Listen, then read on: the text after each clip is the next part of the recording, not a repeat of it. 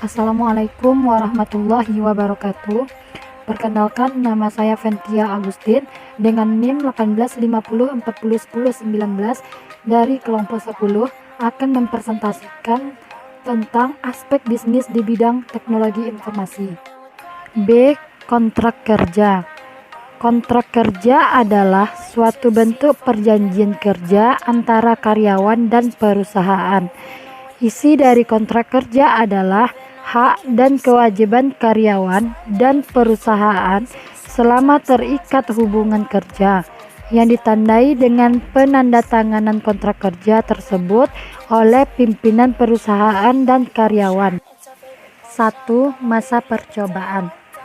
Masa percobaan di sini dimaksudkan untuk memperhatikan calon buruh atau magang atau karyawan mampu atau tidak untuk melakukan pekerjaan yang akan diserahkan kepadanya, serta untuk mengetahui kepribadian calon buruh atau magang.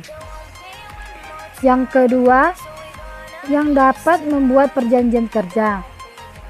Di sini, untuk dapat membuat kontrak atau perjanjian kerja adalah orang dewasa.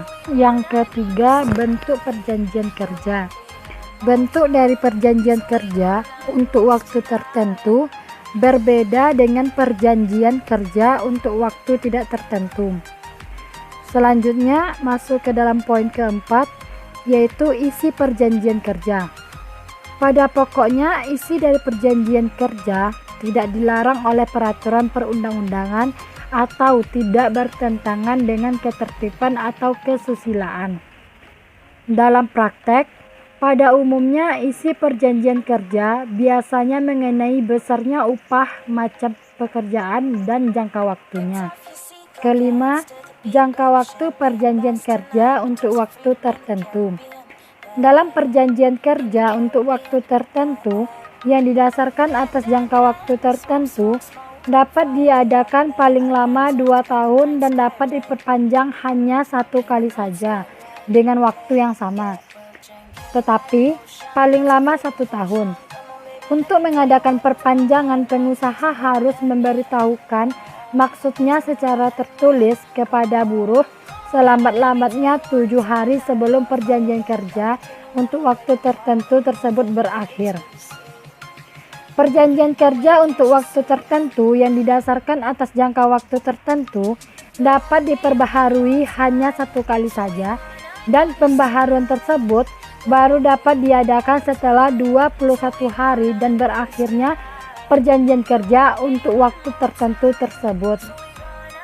Selanjutnya kita masuk ke dalam poin ke-6, penggunaan perjanjian kerja. Penggunaan perjanjian kerja yang dimaksud di sini adalah untuk waktu tertentu hanya dapat diadakan untuk pekerjaan tertentu yang menurut sifat, jenis, atau kegiatannya akan selesai dalam waktu tertentu. Yang ketujuh, uang panjar.